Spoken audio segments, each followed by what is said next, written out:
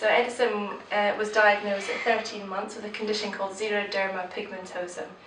Patients with xeroderma pigmentosum have no ability to repair, their DNA means they have no ability to repair damage caused by UV. It's a genetic condition, so it's something he won't grow out of. We were first aware that there was an issue when about 3 months, with very little exposure to the outside, he had excessive burning, had repeated episodes of that until eventually at 13 months we got a diagnosis from Guy's and St Thomas's of the condition, and then really it was just a kind of learning how to live and how to adapt our lifestyle to that.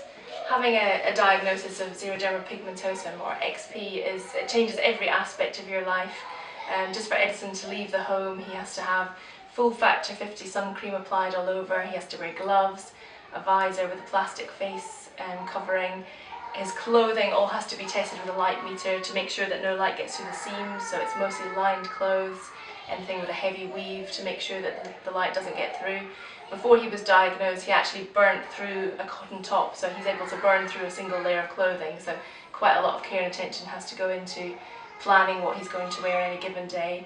Obviously he gets very hot wearing that clothing, so it limits the amount of time he can have outside. We've had to have our home specially adapted with a film on all of our windows which filters out UVA and UVB, and we've had LED lights fitted throughout.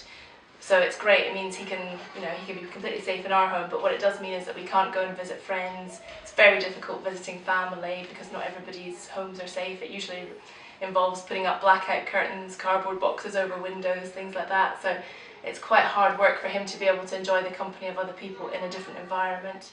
Eating outside is very difficult. If you're out for the day and you want to go and get a bite to eat, generally he can't use a restaurant because he can't take his hat off or be safe in there. So he either has to eat under his hat, and he's quite good at developing ways of eating and drinking under his hat, or we've got to be able to get him back to our car, which is adapted, which is a safe space for him to eat and drink or go to the toilet. So going anywhere takes quite a lot of pre-planning.